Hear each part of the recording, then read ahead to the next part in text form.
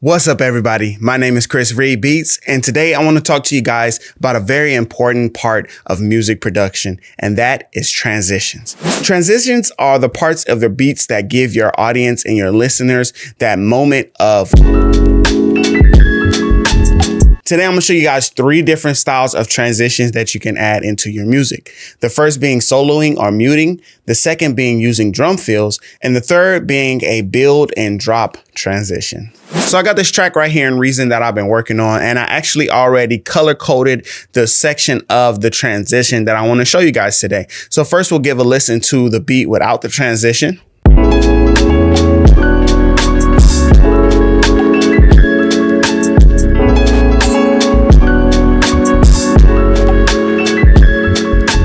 So instead of just having that repeating loop, when it comes time to where we're going to transition into the verse, we're going to use our first style of transition, which is muting or soloing. So in this transition, we're going to mute all of the elements and then slowly bring them back in order so that we can create this pause effect where the beat kind of drops out and then we will bring our beat back in. So here's what it will sound like.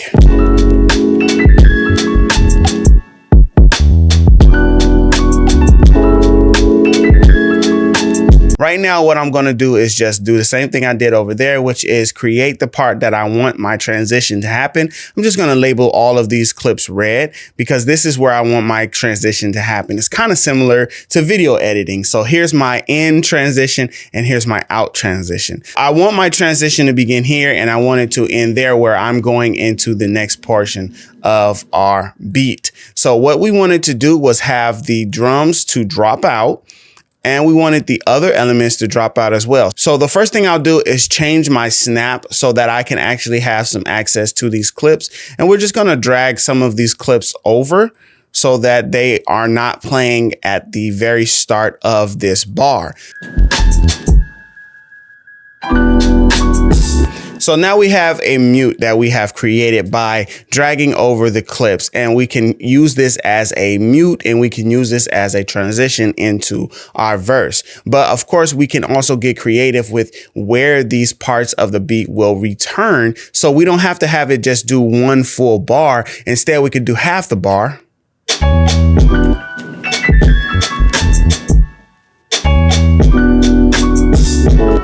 So there's different ways that we could play around with it. What I did for the transition was I got rid of our drums in the first part, but then I slowly brought them back. So to set this drum up, we have this here and we're using a shuffle. So I'm gonna put this one to 120. We're gonna have this guy come in on the 1.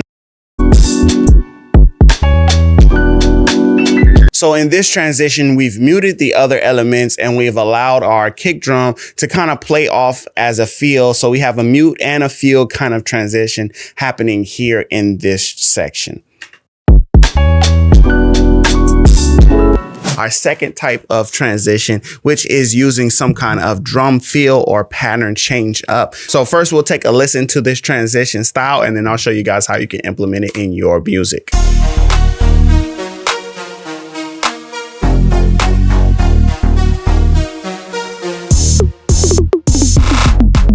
That is a very noticeable transition. It pretty much breaks down the entire beat into this drum fill and all of the sound is incorporated in that drum fill. So I'm gonna show you guys one of the first things I did when implementing this kind of transition, and that is creating this tom roll that we have. So what I use is the Polystep sequencer. I pretty much love using Polystep sequencer on anything that has to do with anything inside of Reason. It's pretty much my go-to Reason player, just go-to device for anything. So we use a mimic to play a sample of a tom that we have. We actually laid out a pattern inside of the Polystep sequencer. And when you play it back, you can hear what the pattern sounds like. But of course, with Polystep, you have up to 4 different variations that you can choose from. We can find another variation and then maybe instead we just add some more notes here. So we can add some more notes as it just has this going down vibe. We can add these notes. I like to come in here and add in some of these repeats. So we can add a repeat here.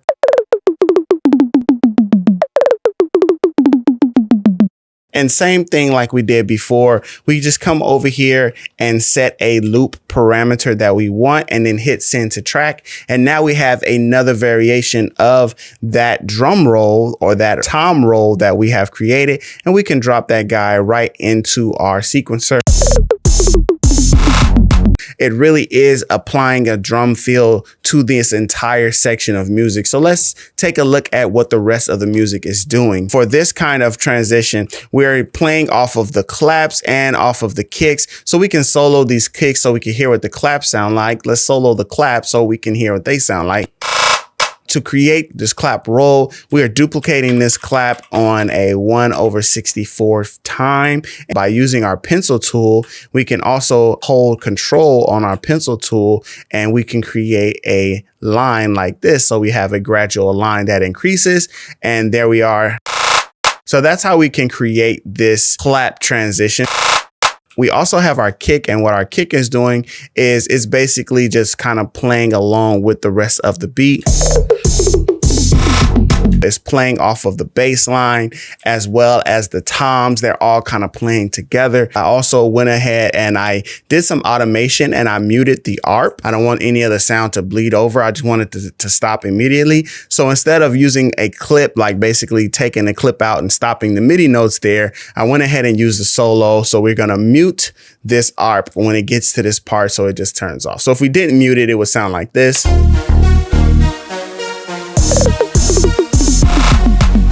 And that's cool too. Like that's fine for a transition as well. But it's something about that part dropping out, the bass line coming in with the kicks.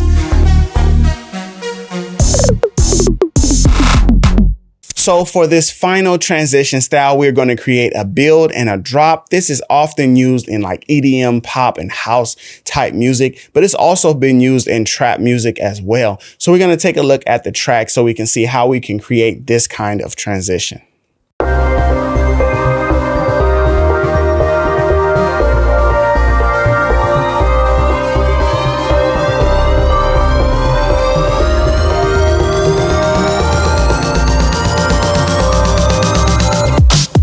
So a lot of elements are actually used in order to create this build and drop transition. Let's go one by one how we can create this build and drop transition.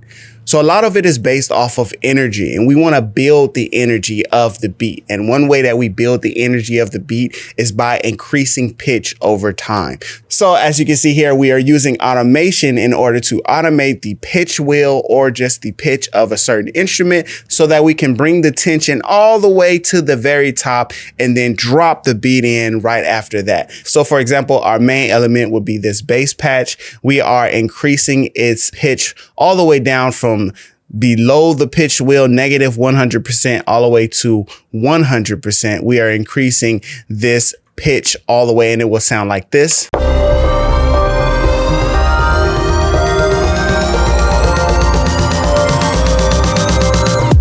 Just kind of creates this tension, like something is happening. It's increasing until we get to, the final build up part of that song. So that bass is doing a lot of the building and a lot of the tension creating in that section. We also have another patch right here that is also doing the same thing. It is increasing its pitch from negative 100. It's increasing its pitch over time, same way that bass note, to bring us and give us the tension that we have in the build. It creates this tension, this feeling like, we're building, we're going and growing somewhere until we get to the part where we can bring in the rest of the beat.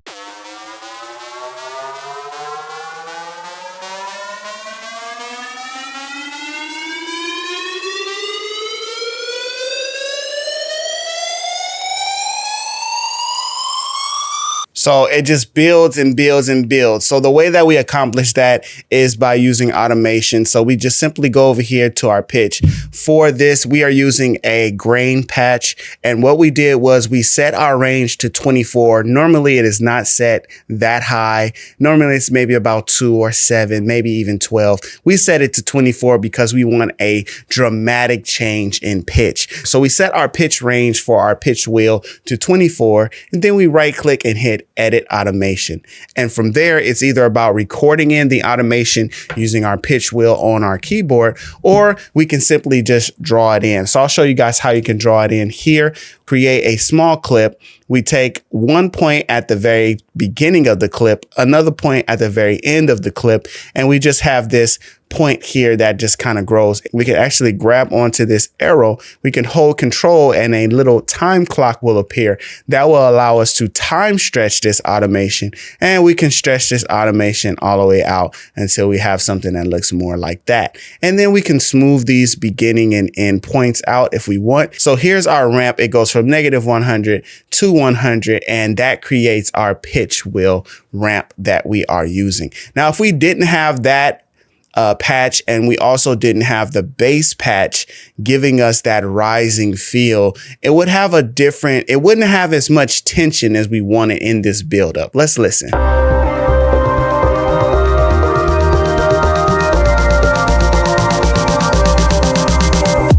When you have that gradual pitch starting very low and rising up, when you have that pitch, it creates a lot more tension.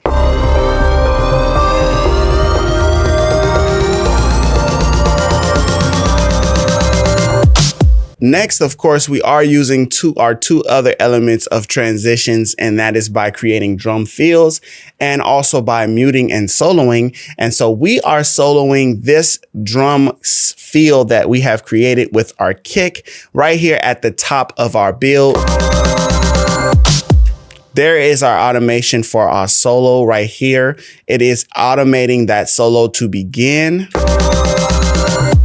And the pattern that is playing is just a simple kick snare pattern. This kick snare feel that's happening right here. It just kind of gives us that feeling like we are moving from this part of the song to the next part of the song. It's very abrupt. It's very noticeable. It's a very noticeable change. And we accentuate that. We bring that out even further when we solo it, and we just bring all the attention to it. So besides the elements that we have already talked about, there are some transitional elements that will really help us to create transitions in our music. And some of those elements are white noise, filtering out white noise, creating side chains, and also just having different synth effects and sweep effects that will help us to create a transitional feel. So I'll show you right now one of those things that we use in this track, which is this effect. And you can actually find this sound effect here in the drum noises and effects. It's a Reason stock sound effect here. I think this one is the Bada Bing. That white noise sweep is very familiar in tons of contemporary and modern music and music production.